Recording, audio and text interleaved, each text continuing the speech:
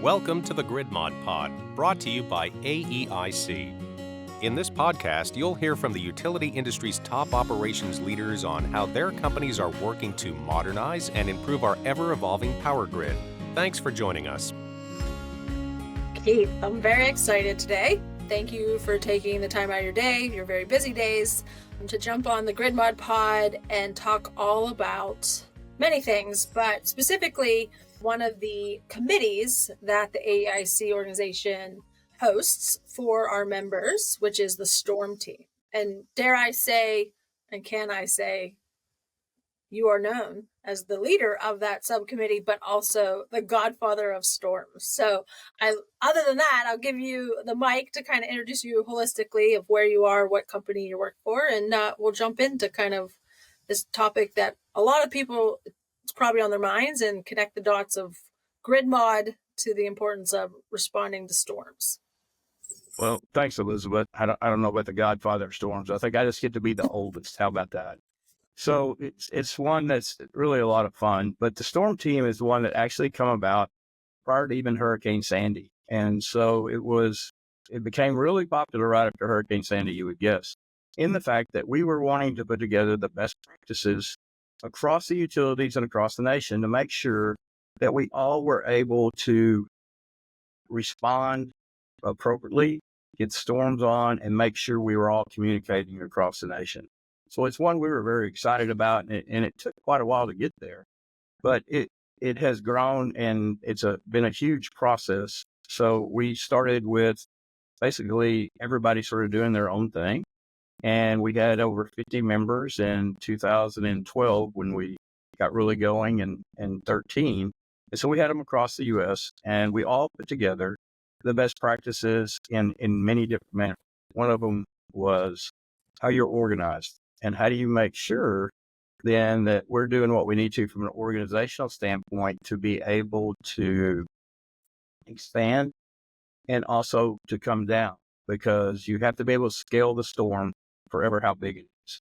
If y'all remember, Hurricane Sandy is the first time the Northeast had been hit in 58 with a hurricane. And so all of their practices were really dated and hadn't been done. And unfortunately, in the South, we get hit by a hurricane or tornadoes all the time. So it's one where we wanted to make sure we all talked about really the big thing. So logistically, if we don't, that's one of the biggest things you do in the Storm Team is talk about logistics, because we've got to move thousands of people from one point in the country to the point where you're needing the help. And we have to do it very quickly. So you can coordinate to the military a little bit in the fact that we move thousands of people within 24 hours or 48 hours, set them up, get them ready, and put them to work. And so that's a big part of the Storm Team. The other part of the Storm Team, we've got organized logistics, and then we get to the point of execution. The worst thing you can have is a bunch of crews, whether TED, it really doesn't matter, that they get down to whichever utility you want to be, and they don't have anything to do. They're waiting on you or me to be able to provide. Here's where you go. Here's what you get the work done, and do that. So the execution shoes, the pre-planning, the ability to have the work ready to go when the crews arrive, and you keep them busy throughout. And so those are sort of real three characteristics of it. So go ahead, Elizabeth. So, well, I think we got so excited about storms there that you actually didn't introduce yourself, Keith. I'm going to give you, other than the godfather of storms, you are the vice president of distribution operations at Oncor. Yes, I am. Which Oncor, I'm going to let you, give a little perspective of who's Oncor, where you fit in. Yeah, I'm sorry. I got started. We just know each other so well. We just jumped in. We forgot that, our listeners are like, who are these two? Yeah. So I'm Keith Hall, Vice President of Distribution with Oncor Electric Delivery in Texas. So we cover approximately 55,000 square miles in the state of Texas. And then we have about 4.1 million customers as well. We go from the New Mexico border all the way to right short of the Louisiana border, Oklahoma border, and down to basically a little past Austin, a little north of Houston. So that's where our service territory is. We are a T&D wires company. We do not have generation in the state of Texas. So it's one.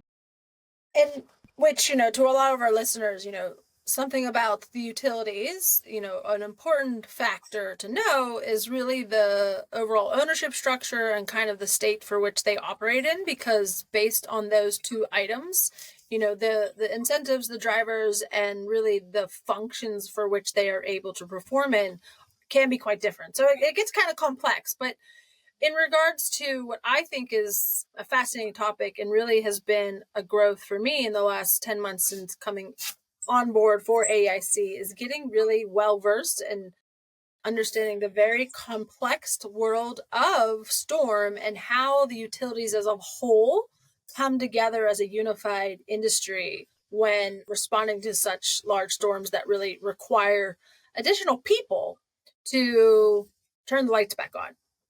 And so I guess I'll just share, for our listeners, when we think about grid modernization, a lot of us get focused in the very nerdy, granular, advanced technologies that can fundamentally unlock new functionalities that the grid has not been planned for. But also, and this is the part where I think we lose sight of, the fascinating area of utilizing and enhancing the tools for which the utilities have to be able to harden and then create a more resilient grid.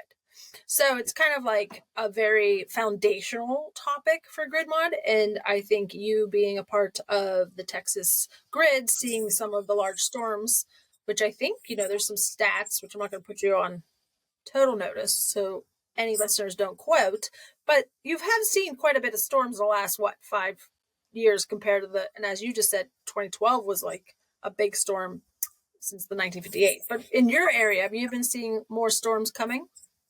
They've been more intense. There's some of those opportunities. You have periods of time we've went through droughts and we've gone through heavy storms, and we continue to do that. We had two of our worst storms. Our top storm was in June 1st, 2004. And our second one was this year, to be exact. And so it was a very intense derecho that come over the top of the metropolitan area of Dallas and then still went on to East Texas. So we've had very intense storms really for the past 10 years. They've been ramping up somewhat, but the intensity is higher. But you're exactly right if you're doing it from a grid mod standpoint or from a resiliency standpoint, Elizabeth, there's a lot of things that we utilize to help us be better at storm restoration, as well as making sure how many customers we can get on as quick as we can. So that's been very beneficial. So thinking about the perspective of the storm, what strategies do you think you guys have been, effectively doing through time to strengthen your overall response? So when we think resiliency, that means being able to come back after scenarios or incidents that are outside of utilities control. So, grid hardening. What are some of the things you guys have been actively working on? Well, grid hardening to me also includes automation. It's a big part of what you do from a hardening standpoint. For the last 10 years, we've been automating throughout the whole service territory. And so it's 20,000, 3,000 different points out there right now, and we'll be at 50 before we're over with pretty soon. And being able to isolate the damage, restore as many people as possible, and then being able to really concentrate on what you have. Prior to that, you had to go right. It was really a manual process. So if we can be able to open, close, get the teams operating, get as many people back on as possible, switch everybody around, then you've done a large portion of what you need to get ready. Now you've just got to identify the problems in school. Well, with the automation you have, obviously you have all kinds of relaying in there that helps you as well. So we get the pop magnitude, we can get that. We can all go figure out where the problems are faster. You get all those things that help you identify and get to wherever the problem is as fast as you can. And so to me, that's the most exciting part, because you're not looking across the world trying to find something. You know where you're going as quick as you can and get the resources to do what you need to do. Those are all hardening techniques that keep you going. The other part of the analytics you get is we're continually looking at those areas through the relaying and everything else that we think may be having problems. You get the restoration if you're out or on all the time, but you also get to see some of the things we've got to see over time. It's one of the biggest things when we put in smart meters across Texas, which ended in 2012. I was highly underestimated how much value that was going to be. It's amazing how much value you get from having a volt meter at every house across your whole system or every company. It changes your world. The one thing we did when we all started putting that in across the industry, we all had a bunch of data. We didn't really have information, actionable information. And we all started talking about it with each other. Back to your grid. It was probably the early stages of your podcast, Elizabeth, would be what I'd consider it. But we all learned different things. So the first time we figured out we could tell whether a transformer was actually damaged during a lightning storm, and that we could go change it out under regular time before it was ever a problem. We're changing out hundreds or thousands of those a year now. So they don't have an interruption at a bad time. We're doing it under normal and being able to harden it through that way, more analytics and knowing what's going on, what damage was created, you can't see, and being able to see them through the read. This is a huge leg up. So, not that I knew that you would say all the things that you were going to say, but what I heard you say is to perform and do fundamental foundational response to keep the lights on. So your 24/7 desire kind of firefighter mode has been developed, enhanced, and made more efficient and effective by leaning into new technologies, aka data. And I guess I just want, I think because you've been a thought leader in this space, enabling and creating the avenues to allow those that have to perform and analyze and then respond to all of this as, an executive leader, that thought, that ability is really what drives me for this podcast. Because I think a big part that we as an industry as a whole miss that, unlocking the data requires forethought to deploy sensoring and measuring, which you called out smart meters, which I think they got a bad rap because we weren't as quick as maybe the nation or the world wanted the adaptation of this large amount of data to be used. But now we're seeing like the gains of the awareness of having all of that visibility.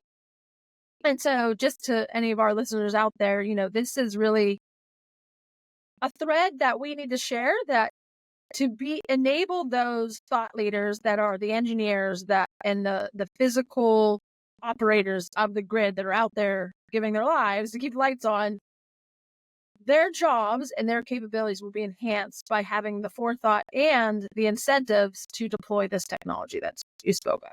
Because when you're responding to outages, the most thing that we could give anyone out in the field is that visibility and awareness of what's happening around them, right? So that's kind of what I heard. And so you can disagree, but I was just trying to connect the dots to the bigger picture because I think we all get locked on grid mod is for this future reality of new technology that is, limping along in or maybe here tomorrow, depending on where you are.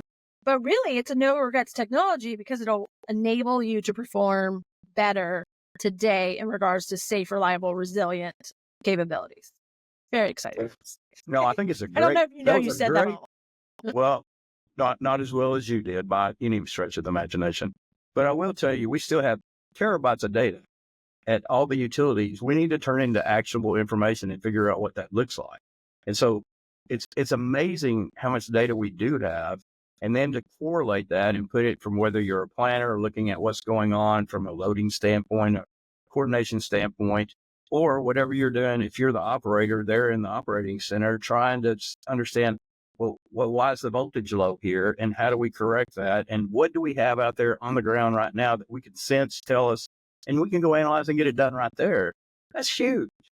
I mean, it's unbelievable because we've all got to a point where there's less and less availability of power. We're all getting hit with more and more, everybody wanting to come on in generation.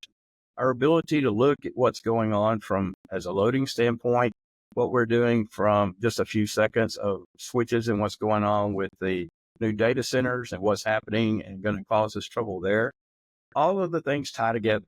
We've been talking about it for years. There's not much difference in the relaying and T&D, and we have to have both sides of it to go from the end user all the way back to the transmission source, for us to be able to see everything going on and be able to do the relaying in a sense that now drives us to make better decisions and relay it. How we do that from transmission, distribution, or the end user, either one. They're so big.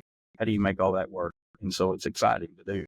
It is very exciting. And I think, a big part of the Grid Mod Pod is highlighting the innovative and thought leadership work that's happening within the utilities. And I think a big nugget that you just planted, utilities now have access based on a lot of the realization of the data's power.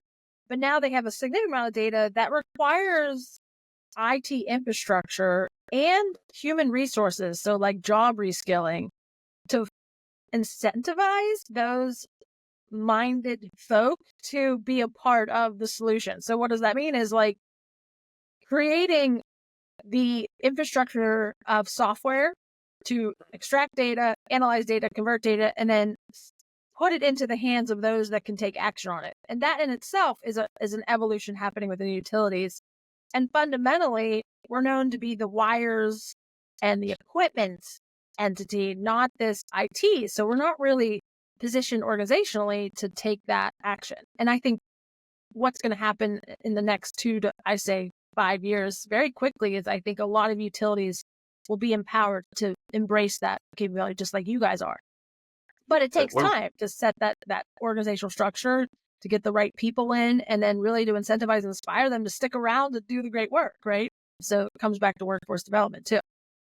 It does. And getting data analysts, data scientists in, which is what we did in the operations world, was one of the things we wanted to do really quick, because they helped us enable us with their abilities to be able to help drive more data and use it for what we need to. So we were very excited.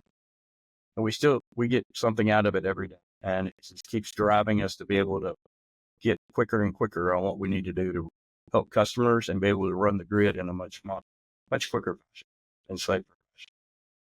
So I know you kind of said it a little bit, but I'm just going to ask it again because I think it's really okay. So there's the phenomena of real-time, day-to-day operations, but really then there's the real-time storm response. So you have that mindset that you're really focused on, but you also have to have this long-term system. One could put resiliency planning, which means building in kind of the backup systems to bring it back up. So like, how do you balance that from a leader in the organization and creating that knowledge base to happen really in parallel to make it be effective? Yeah, it started quite a while ago for us, and I got to be a big part of that. And it was one where you really had a cultural shift in what you were trying to do, because you had folks that, I go out and fight storms, and I go out and look at it and I see what's going on. When the data was available and we started getting sensors in the field and we could go and see all the stuff, then you had a chance to help empower them to think how much you could do if you had this. I remember when we put the first computers in our trouble resource group and had them, and they were amazed. They didn't like it at first, and we laughed. And I said, okay, y'all give me 6 months. And if you think they're bad at 6 months, I tell you what, we'll see what we can do. In 6 months, they told me I could never take them out of their trucks again because it's the best tool they ever had. And so you had to help develop that as we were going along. And everybody started understanding then how much technology could actually help in what they were doing. So all those things happen. You have to keep pushing the plateau and pushing where you're going to continue to get more and more of that out in the field. Because our folks in the field went from just, a ridge sharing person. They're analyzing what's going on, and I've got technicians that are doing it from sitting in their office, being able to see what's happening, and they got enough data to tell you what's happening to send the person who may be able to fix it, and we'll just save whatever we need to and not have to go look for it and do it. So it gets a lot of customers on quick, and it keeps them safe. So it's really interesting and fun to do. I have to say, you did just share a change management story. Lots of change management stories we had. Yes. That's just one.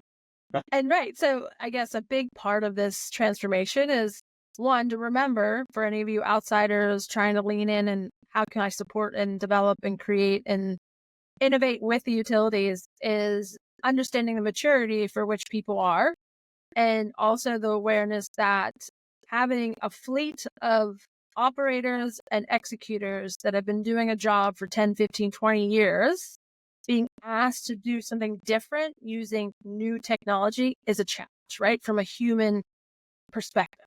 And so we all as humans don't like change. So really creating the opportunities to get this technology in their hands and show and allow them to have it speak to them is like clutch. Can I say that on this podcast? I think I could say it. And so just a reminder of everyone that maybe at the crawl stage where you guys are probably more getting into the run space of using data to kind of enhance your abilities to respond is key. But there is a light at the end of the tunnel, right? Once those operators and all ranges of experience have access to this powerful insight, it becomes much easier to adopt. Okay, so I'm going to kind of give you a moment, so what lessons from really, you share the story of the storm in 2012 that really created a very large awareness to many more eyes and ears of how does storm response occur? And I don't think a lot of people understand the massive amount of logistics and community is occurring when mutual assistance is called for, right? And I think it doesn't get enough highlight because there are, men from all over the country that then really saddle up in their trucks and really go down to really respond. And from the 2012 incident, it kind of created an awareness that there's a certain set of processes and best practices that all could benefit from. So, being a leader during that time and now, what lessons have you learned from leading that national response effect, and what any wisdom that you could draw to any utilities to know about the overall benefits? Sure. And yes, I learned a lot. It was one of the experiences I got to really test leadership and then also understand how the national grid works. It was really interesting. One of the things I'll tell you is all utilities across the nation have a similar DNA to certain things. And it's one that is really unique in our industry. And it's one where you want to go help people. And so when you start off with that platform of the fact that we want to be a part, we want to be one to help whoever's in trouble, because we all know we are only as good as our weakest link in the industry. Does that make sense? We have to be there to help everybody in the industry be able to respond appropriately, or, we don't get to do the things we need to in the future because we are tied together across the system. If you look at anywhere in the U.S., when there's a national disaster, Weather Channel, pick which one you want, whoever else is telling you how many outages they think you'll have or how many people are out or whatever, it's that headline. And it's the one that every utility does not enjoy, but you've got to be really good at it. And we've got to make sure we can live through those headlines and we're communicating. The next part of that, we learned how to do it from an operational standpoint, how to come up with best practice. We had to talk about communication. That was the one that, you can have the best system you've got, but if you're not telling people what you're doing, it doesn't go. It's a bad plan. So all those things that from the wisdom we learned is it's a very not operational opportunity. It is one that affects the whole company. So you have to have great operations from your folks in the field. You have to have wonderful communications from everybody in the field and those working for the company. Make sure they're talking to whoever they're talking to. We've got to make sure we have all of our folks, our regulators taken care of and them understanding what's going on. And we also have to have, other groups that help us from a policy standpoint. So everything has to go together. So you got best practices, AEIC does, you've got what we work with EI policy, and we all work together to have a unified voice and a unified stance on where we head to make sure we get the lights on, we're communicating well, and we're taking care of all the customers wherever they may be. One of the greatest joys we get to do is when we get to go help somebody else, and it doesn't matter who it is. You go help another utility.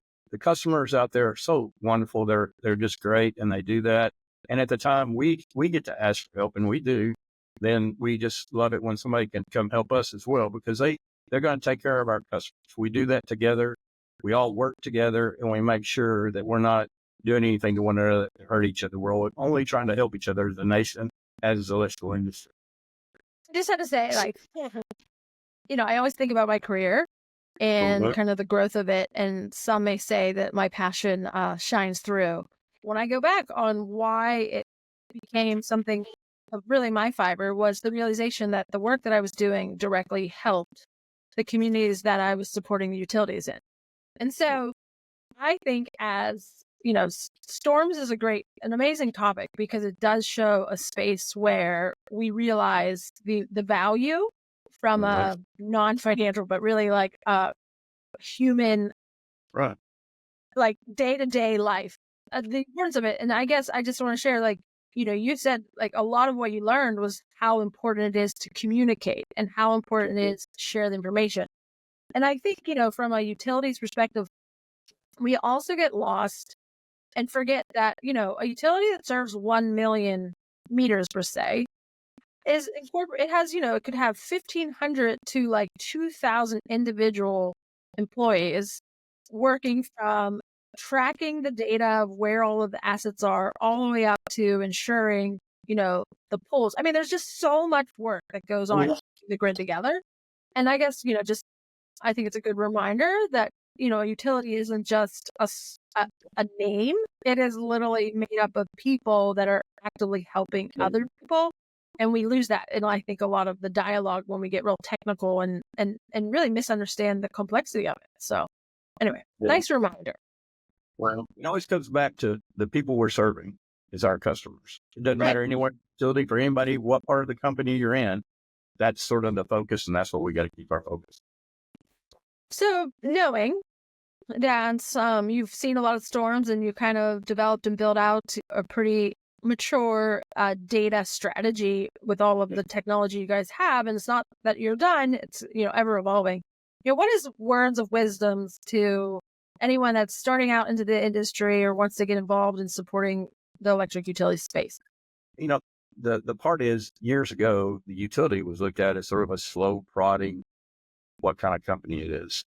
And in the last probably 20 years, the last 10, it's been really exponential in what we do from a technical standpoint and what we do from data and what we do from everything on that sphere and really transforming it into really producing analysis all the time. It's one that's so exciting, but there's two things I'll tell you in this industry, and it's one, I don't care which company you go to, that if you want and you really feel that you want to give back to the community, look at what happened in 3 days. If you go back and look at the history books at Katrina, or you look at Hurricane Sandy, on what really happens if you don't have lights and it goes to chaos, and what can happen in 2 or 3 days. It's really sad to see. But if you want to be a part of it to help make it come back and keep it where it never goes out like that ever again, those are the kind of things you get to be a part of, and you get to be in a moving tech world. And the other part you get to be is you're really I'm going to say this, you're either call it a big team or a big family, because in this industry, I don't care what utility I go to, what their offices, my offices, whatever. When you go there, you're immediately accepted. It's like you're one of the folks, and you're just one of the team, and everybody's trying to push the same direction to make sure we can be the best we can be as an industry. So that's pretty exciting. You're there to help each other. You're not there to try to fight each other. You're to help each other, which is a different game than many industries. Yeah, I would have to say AEIC, one of the coining terms is the knowledge of one is knowledge of all. And so I think, the realization that this information can be shared and that we can all then take that, words of wisdom, lessons learned, and then really push the envelope, each individual homes that we serve is incredibly valuable. So I thank you, Keith, for being a leader of AEIC as well as a thought leader for the whole industry in regards to embracing the data strategy for the no regrets phenomena, which is safe, reliable, and resilient delivery of power. So with that, thanks, Keith, for showing up.